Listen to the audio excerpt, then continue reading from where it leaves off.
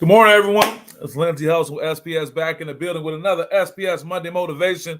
Was caught off guard. I had a little internet challenge, but here we are. Happy Monday, folks. Hope you had a great weekend. We are wrapping up the month of July. Yes, I said it. We are past the halfway point in 2025. And don't be alarmed. Don't let it get you upset. Look at it as another time to be thankful for all the great days we've had, ups and downs included. And what is today's Monday Motivation? As I say, pulling from the headlines or my own personal life, and this is kind of I won't say a combination, but just talking to people and realizing things, and myself included. We make our own monsters. That's right, and many times we make our own monsters. Lindsay, what are you talking about? Well, for the record, I looked under the bed this morning. I really did. And although I did see some things, I didn't see any monsters under there. I didn't see any ghouls and goblins, anyone that can jump out and cause harm. I looked and checked, and I have to be reminded, I'm here to remind you guys, do not feed these monsters that we talk about. We make our own monsters in so many cases, and we'll talk about that a little bit more. Who do we have right here this morning? Good morning. It's Michelle, Mimi Watkins, like clockwork all the time. Michelle, it is such a pleasure to see you in the morning. I appreciate you always stopping in for the SPS Monday Motivation. So I want to talk about us making our own monsters, right? Here's the thing. Sometimes the greatest threats we face are ourselves.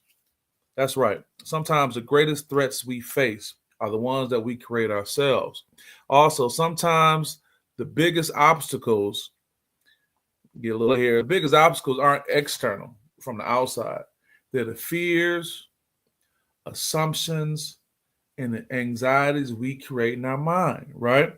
What you could have been worried about all weekend going into the week, and it's not to say that you are being irresponsible by not thinking about things, but it's when you create it to the point where it becomes a fear and it's something you're assuming, and then you got the anxiety. In many cases, people add to it and it doesn't help. So the psychological reference to that goes back to well-known psychologist Carl Jung. He talks about shadow self. The shadow self is actually studies that help promote what we're talking about today. Also, too, we often imagine worst case scenarios, overanalyzing setbacks. We inflate doubts into fears. These monsters aren't real. They're built from a number of things that we'll talk about. Before I say that, though, a lot of times that has a lot to do with the feedback we get from our circle. That's why it's important to kind of keep positive people around you, because if you have people that's going to give you that negative feedback, you'll start to spiral even more. But what are these things that impact it and create these monsters? That it's the overthinking, fear of failure, past trauma, or negative self-type. Let's talk about the fear of failure, FOF. I talk about this a lot, especially with my athletes. Sometimes that gives them a wall that they can't get by because they're so concerned about failing and what things are going to look like in this hyper technical age of the internet and social media. Somebody going to see me fail, or what it's going to look like. I even remember hearing about a lot of ball players that wouldn't play great defense for fear of getting crossed over. So look how that probably impacted them going forward, because they didn't want to be crossed over and be on social media and people talking about them. But isn't it funny? People on social media talking while you out here playing. Also, that past trauma. We have so much trauma potentially locked in our lives. And I'm just grateful for my mom and the childhood, and even my dad. Even though my parents weren't together as I was growing up, just that I wasn't able to hold on to this childhood trauma, that many people face, and it impacts them as adults going forward. But I know we all have something we have to address and deal with in many cases. And then that negative self-talk, right? Talking down to yourself, telling yourself why you can't do it. What's the line that we say all the time? I'm just hard on myself. But that can be a negative influence for you going forward and creating those monsters that aren't really there. So what's the psychology behind that fear, right? We do a little research, and the psychological reference is the self-fulfilling prophecy by Merton. This goes back to 1948. So almost 75 years, folks, they've been studying this. This is how long that we've been able to document this in the human experience. Almost 75 years, folks, that self-fulfilling prophecy is like, if you think you can or if you think you can't, you're right. So it's important that you put that effort into focusing on the positive going forward. Then there are other things talked about called cognitive distortions. Right? According to cognitive behavior therapy, we fall into mental traps like catastrophizing, right? Say that word fast. That's when we just expect the worst. Mind reading, assuming others think poorly of us, and that personalization, blaming ourselves unnecessarily. Now, the term is very popular, go into it, hoping for the best, but expecting the worst. But we have to be careful because sometimes that latches onto us and also becomes part of our personality type, where it's almost like, oh, I know it's going to be bad. I know it's not going to work. And you assume everything. But I know it takes a lot of mental strength. It takes the ability to have a lot of mental bandwidth to stay in this positive state of mind going forward all the time, right? But again, expecting the worst, give yourself a break. I know social media and looking at the news can give this doomsday scenario all the time when you feel like, man, things are going to be bad. I don't know what's going on. But you have to work on putting yourself in a positive state of mind, focusing on something that's more positive and not worry about those so-called monsters that we create. And what's the psychological reference? I just talked about that cognitive behavior therapy, right? That goes back to Aaron Beck. They've been working on that for a while, and how you can work on breathing techniques and other things to keep your mind in the right place, right? So where the monsters grow, right? Where do they grow? Like I said, I checked under the bed this morning. There was nothing under the bed. They thrive in environments like silence. When you're avoiding a hard conversation, I don't want to talk about it. So you don't get a chance to allow your brain to work through the part that you may be able to come to a solution, or you realize that your situation isn't as bad as you think. And that isolation, right? Pulling away from your support system. I don't want to deal with nobody, right? That inaction, that procrastinating on what scares us. We kind of just stay on it over and over and over again. And then also, like I said, the psychological reference for that is avoidance and anxiety cycle. Look at how we say cycle, right? Because you start doing it over and over again. You think that's the way to go, but you get in this cycle. You actually start believing it's real, right? But also, too, when you talk about these monsters, keep in mind, we make our own monsters, then fear them for what they show us about ourselves. Oh, wow. We fear them for what they show us about ourselves, because all we've done in many cases is taken our anxieties. We've taken our doubts and our fears, and we've kind of put them together. And like I said earlier in the slide earlier, you don't want to feed these monsters, right? Do not feed the monster. Everybody remember Little Shop of Horrors? Feed me, Seymour, right?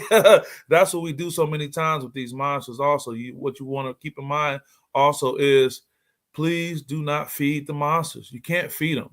In many cases, that's the problem. When we continue to feed into this, that we're not successful and we can't do it, and all these bad things are going to happen. And that leads us to the challenges that we have day to day, right? So how to tame the monster, right? How are we going to tame this monster that we're talking about? This with those fangs and all the saliva, just coming out their mouths, and just the scary talons, whatever your monster may look at. We want to talk about some mental tools. I touched on it earlier with the cognitive behavior therapy. But you want to name the fear. What exactly am I afraid of? I think in many cases, we don't even want to own up to it. We don't even want to say what it is that's bothering us, right? We don't even articulate it, right? But the reality check your thoughts. Is this true, or am I just fear talking? Is this really true, or am I just really adding more to it, right? Sometimes journaling can help. And I say even getting back to the pen and paper, because of the connection that you make psychologically when you start writing things, and what it does for the ability to be able to make those things kind of come to fruition when you write it out. And that's separate from fiction. Let's separate that, right? And then you also want to get some support. Who can you talk to, whether it's professionally or, the informal conversations? Got Tamara Hunt this morning. Good morning. Tamara Hunt Williams, worrying about something can be harder than work. It can be, Tamara. You said exactly right. What it does to us, the stress that it gives us. And I know we got some really bright individuals. I got Dwayne. Good morning, brother. I see you out here. Good morning, brother. Thank you for coming and saying hello. Always a pleasure seeing you. I wanted to just acknowledge that. But I'm going to go back to Tamara as well. In a sec, you guys got to excuse me, a little slow internet connection. That's why things aren't just popping up. Good morning, good brother. But what I was going to go back to Tamara and say, worrying about something can be harder than work. We put more work into the worry than actually working on a solution, or just working on being at peace, working on saying, hey, it's going to be all right. What they can outcome? But I understand how we have these addictive personalities where we kind of go on a cycle. We go over again, kind of put ourselves in that situation. But that's something we want to work on. And I got a great group of people I know can do that in their daily lives going forward, right? Also, the psychological reference is exposure therapy. We're talking about FOA and Kozak back in 86, exposure therapy. So here's the thing, talk to about my athletes a lot too, is what you want to do is you want to reframe the narrative. See, we got control. We have to get back control of the narratives. Sometimes we let things go and take off, and we just like it's like a wild horse, and we're not pulling in the reins. We let it just go. We got to bring this narrative back. We got to reframe the narrative for ourselves. What's a narrative that's going to be working positive for you? What's a narrative that's going to help you see the way, right? So here's an example. So instead of what if I fail? Hell, what if you succeed at it?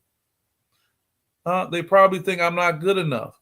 I'm still growing and I belong here is how you need to look at it, right? So going back to what if I fail, man, I might not make. Hell, what if you succeed? Hell, if you're looking for an opportunity to be in a positive space, spend some time thinking about the outcome working out the way you want. It'll take your mind off the negative thoughts and it'll prepare you for what may be your future. It might pop off. There's a good chance it pop off. And now you kind of leaning into, okay, if it pops off, this is how it's going to look. This is what I'm going to do. All the other things that can happen with it, right? Got Patricia England, my number one fan. Good morning, son. I work on peace every day. Yes, you do. You do a great job, and you pass it on to me. Talk about a great support network. I am very fortunate to have Miss Patricia England as someone I can call upon and gives me good insight. Such a smart woman. Very compassionate, but also Don Corleone smart. That's my wartime consigliere. You know, we get it in like that, but that positivity is important. And I know, and I'm not trying to pull any scabs off of anyone, but sometimes you may not have that family network. You know, you may not have that relationship where you can call your mother, and I'm grateful I could do that, or talk to someone. I'm at a point now that even it's being recycled through my daughter. Madeline is giving me some positive insight sometime because I've constantly poured those things to her so you can kind of create that cycle. But if you don't spend time worrying about that. There's always somebody close by that you can connect with, you know, but also too, that they probably think I'm not good enough. You got to realize sometimes people be fronting so hard. They may come off with this snobby attitude about you and being involved, but a lot of times it's only to mask their insecurity, right? I mean, let's be honest. How extreme are people beyond as it relates to their extreme ability to be beyond your skill set or be beyond you? Hell, if you're in a position to be in contact with them person, they can't be too far removed from your ability. So a lot of times that's to hold status and prestige and to kind of keep you suppressed with their attitude to make you feel a certain way. And also realize I'm still growing and I belong here. If I'm at this table, I belong to be at this table. And sometimes you look for that validation, but it's not going to come around. You got to validate yourself. You got to go through your highlight reel. I tell my athletes that, you know, you go back to your highlight reel of the things you've accomplished and the things that you've done going forward. So also, excuse me for a second.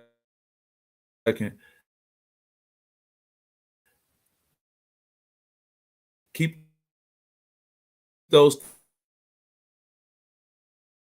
things in mind as well. Got